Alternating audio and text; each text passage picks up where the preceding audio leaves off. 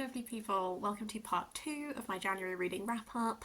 As I said in my last one, she's been in mouse mode, she's been doing a lot of reading, and I'm here to tell you all about it.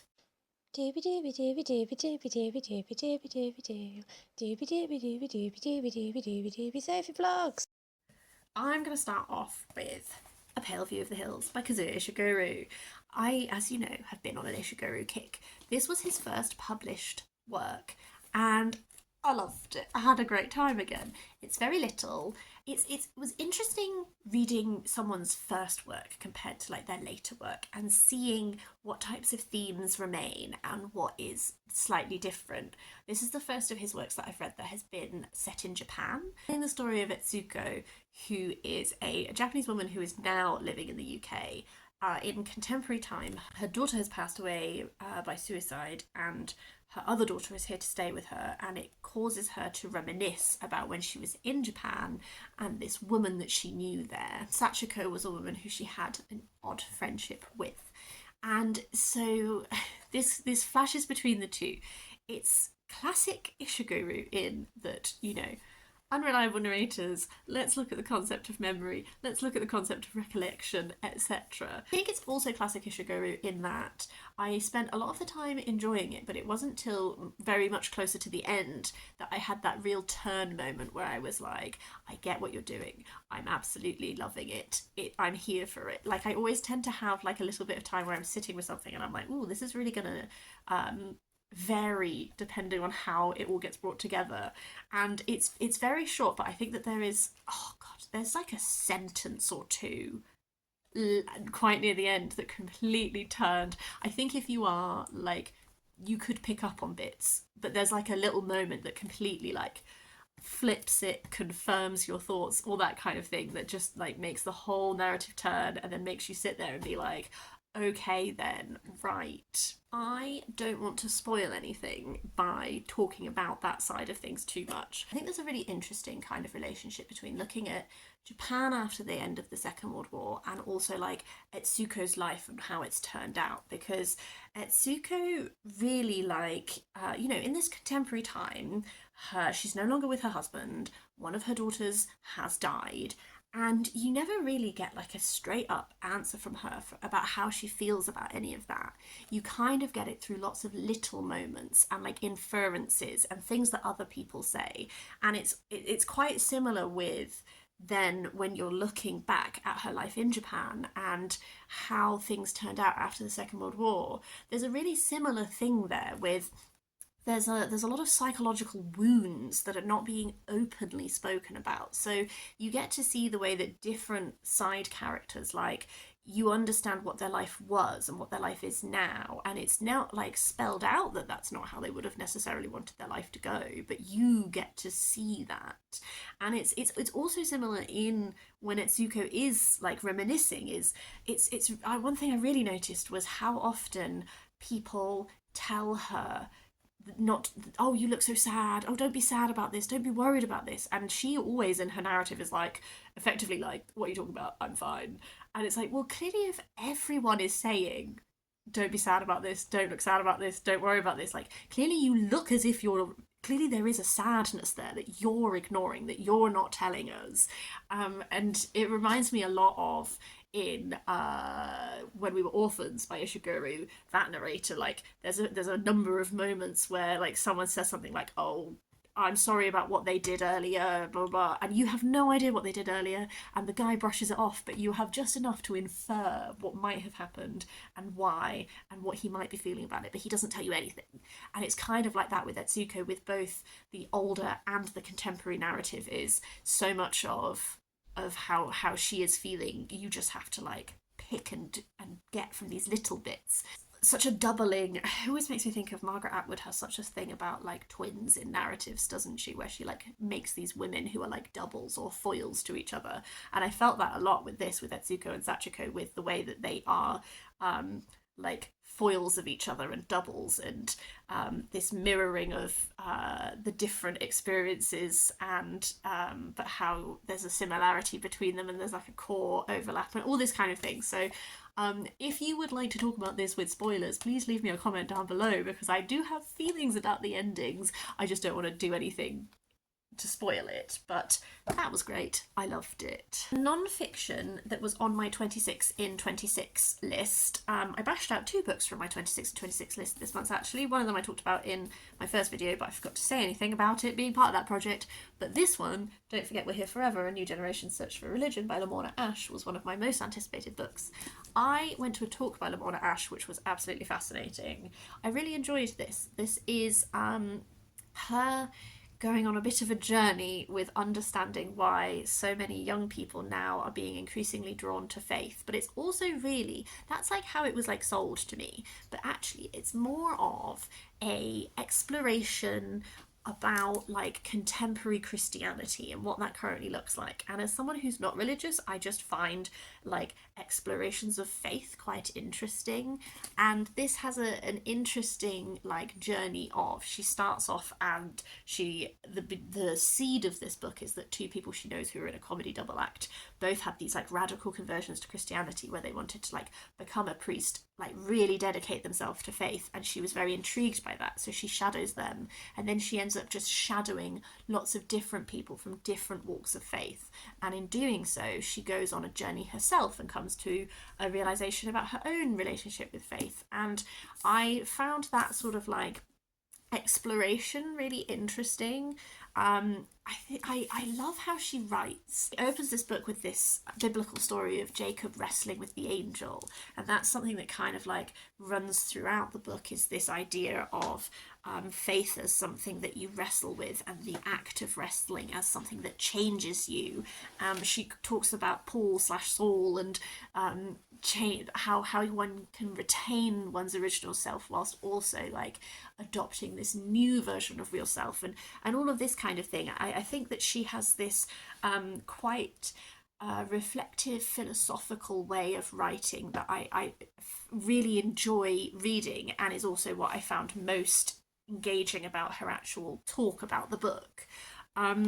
It does go from looking at quite evangelical types of Christianity, much more liberal types of Christianity. It was interesting as like a bit of an outsider to get like a glimpse into. So it wasn't a 5-star book like I thought it might be, but it was a solid 4-star interesting exploration of faith. I also listened to a memoir this month which is Constructing a Nervous System, a memoir by Margo Jefferson. I was not familiar with Margo Jefferson. I now know that she is a writer, a critic, that kind of a thing. I had a free audiobook slot. None of my holes were through. I impulsively took it out on audio to explore it, and I'm really glad I did, because I really enjoyed this. It was a very interesting approach to memoir, and quite unlike a memoir that I've read before. Margo Jefferson is a memoir about her life, but it's very much non-linear, quite fragmentary, and in every single one of these chapters she sort of takes a seed of her life and then goes off and explores something much wider and much bigger. That could be about looking at representations of blackness in literature.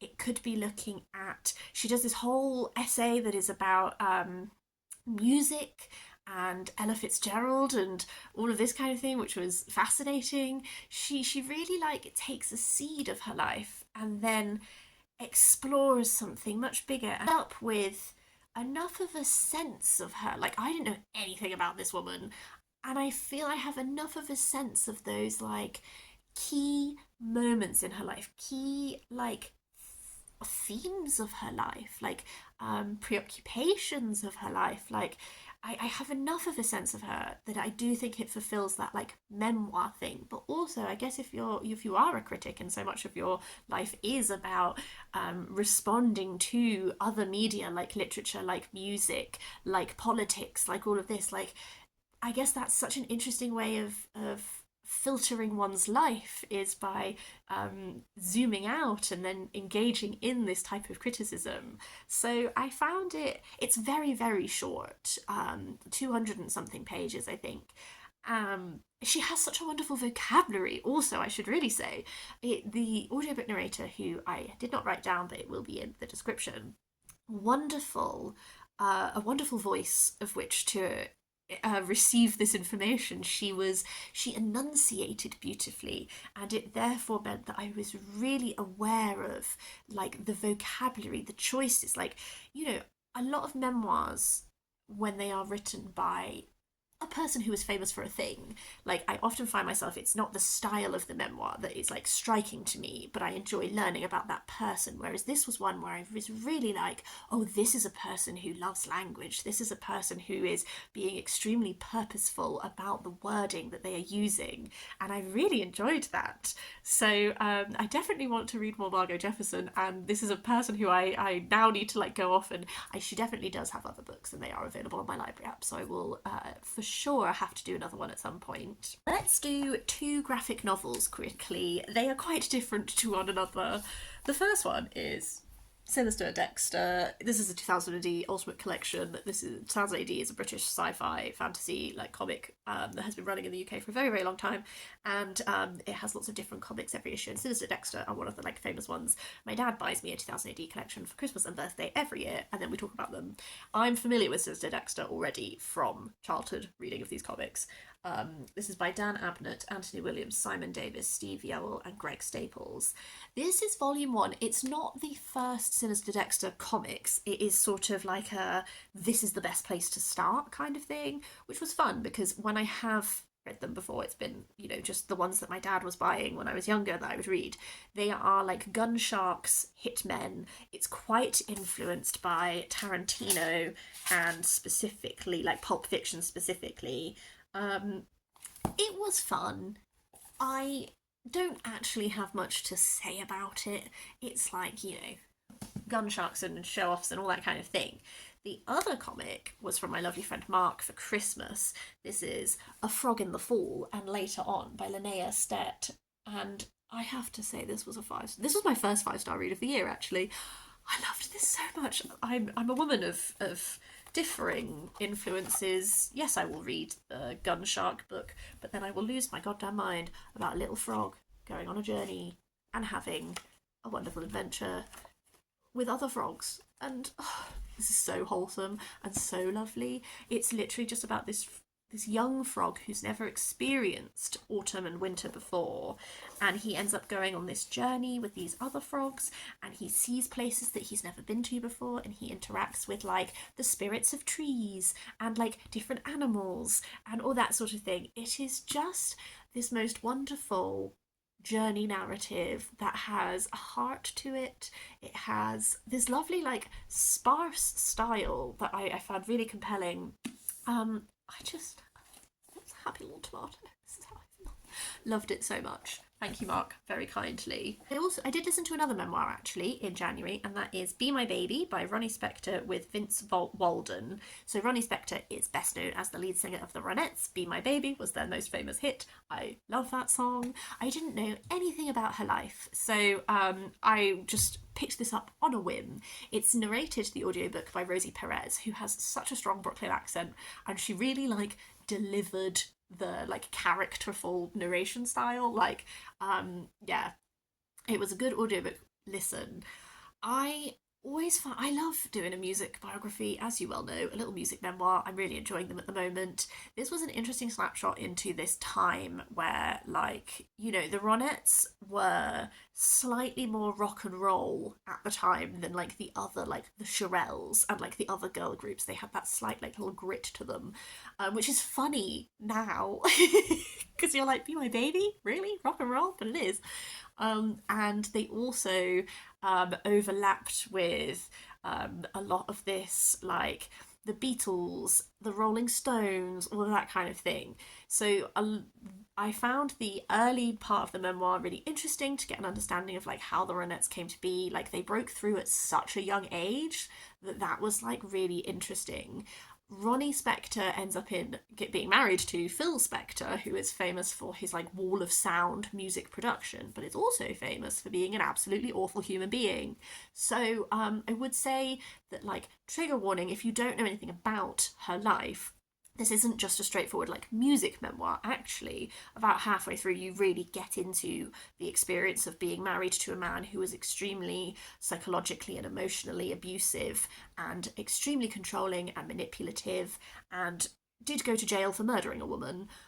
So that whole section is an intense read.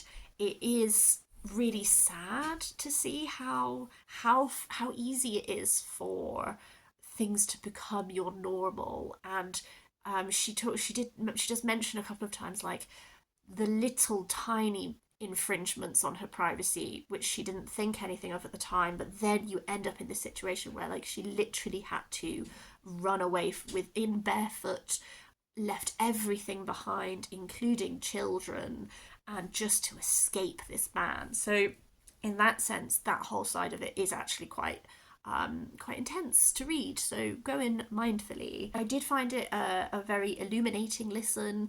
I did come away with like, I have a few things about Ronnie as a person that don't wholly sit well with me. I think one of them does come back to her attitude with her children.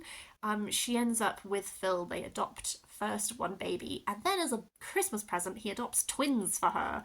Insane. And I just, some of the way that she talks about motherhood, I like, if you're an adopted person, I would also give like a little like warning, because they adopt this baby together. She loves him. She loves him. Part of leaving Phil, like he gets custody of the children, and first of all, she's like, those twins, I barely knew them. I didn't feel like I just left them. I'd only known them for like 3 months, and I was like, you still left babies with like a man you know to be abusive. But then the child that she does have this connection with, who is her adopted child, like she spends quite a lot of time in the latter part of the narrative when she's met her new husband, talking about how badly she wants to be a mother and trying to conceive. And she also has some very like traumatic stuff to do with her birthing story, I would also say, is very intense. But the whole time when she's talking about how much she'd love to be a mother and all of this, in my head I was like, you have a 10-year-old child. He's adopted. He's your child. You are a mother. And that child does come, like, I'm kind of spoiling things a little bit for her life, I guess, but that child does come to live with her because he also escapes the controlling, abusive, horrible man that you know to be controlling and abusive. And again, how her discussion of that child specifically, I found, didn't sit right with me, because this is a child who has gone through this upbringing, and Ronnie, like, she framed as eventually he also leaves her because she is a self-confessed alcoholic. She talks in great depth about her struggles with alcohol abuse as well, and he feels that he needs to live somewhere else. He's not being supported, and she frames it as her child left her, her child abandoned her, this whole thing. And it's just, I found towards the latter end, I'm like, deeply feel for her for everything she went through in this awful, abusive, controlling marriage. Like, I do not underplay that, the way that it completely took out her career, all of that. Like, I really am not taking away from that. But I think it's so interesting when you see someone telling you in something where they're like, feel for me, my child abandoned me. And I'm like, oh, you mean your child who has had this awful experience and needs someone to support, like all of that. That whole bit really didn't sit 100% with me. So those are just some feelings, I guess. Moving on. I joined a book club. I've got my first meeting tomorrow, so I haven't talked about this book with other people yet, but I've joined a book club with people who I don't know very well. And I read a book in a genre that I don't read a lot, so this has been an interesting experience so far. But I read We Begin at the End by Chris Whittaker. This is like a crime thriller, which is a genre I do not read very much. So it was quite interesting to like try something a bit different. And actually, I did have a good time with this. I enjoyed this. This is set in California, and essentially like the contemporary narrative point, you have this guy who's just about to be released from prison. He went to prison when he was a teenager for accidentally killing a child in a car accident. Real focal point is that he was involved with this woman called Star. Star is a troubled woman who has had difficulties with substances and exploitation by men, etc. She has 2 children, and her oldest child, Duchess, who is about 13, is like your main real character point in here. She has a younger brother, and then there's also like the police chief, who was his best friend. That's your intricate web. And so essentially, you're looking at the impact of this man coming out of prison after all of this time, and you're set in this town in California where it's literally like they are haunted by this crime. One thing that I was like, do I find this unbelievable, or is this just a clever narrative choice?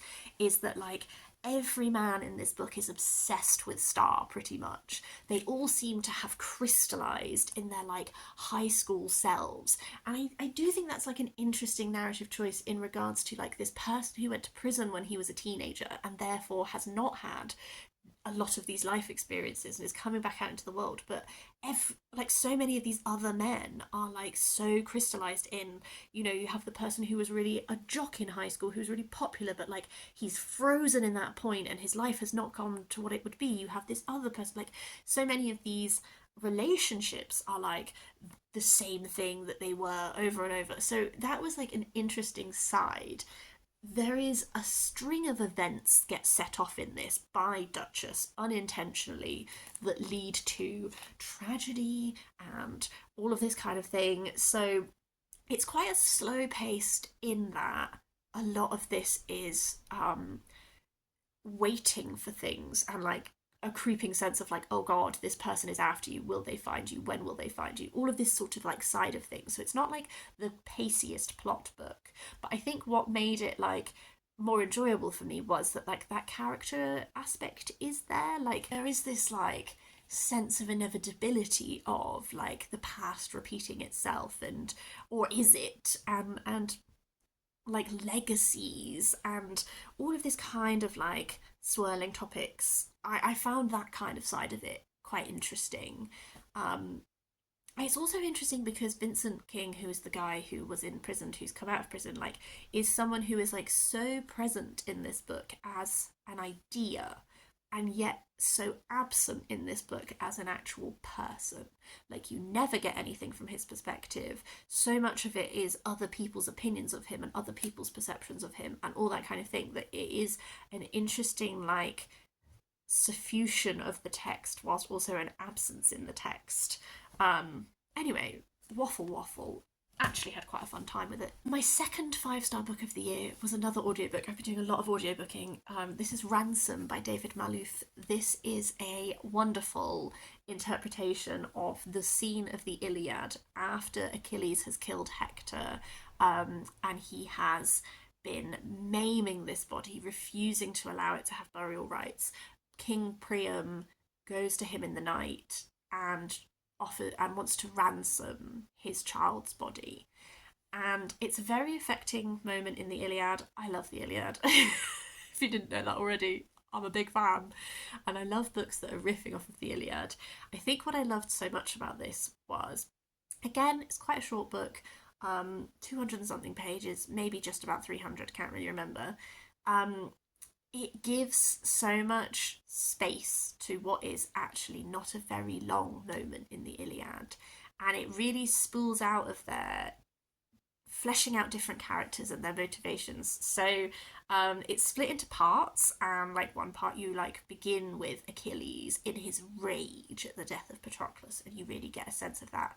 And then you go to King Priam, and you know, Priam's backstory is like a throwaway line in the Iliad that explains how, like, his name is from the fact that, like, he was given this second life and he very nearly was enslaved as a result of war, and then he was given this, like, second opportunity to live. And I found the characterization of Priam to be, like, one of my favourite things. He has this relationship with the gods that is linked to the way that Helenus and Cassandra are, with their relationship with Apollo.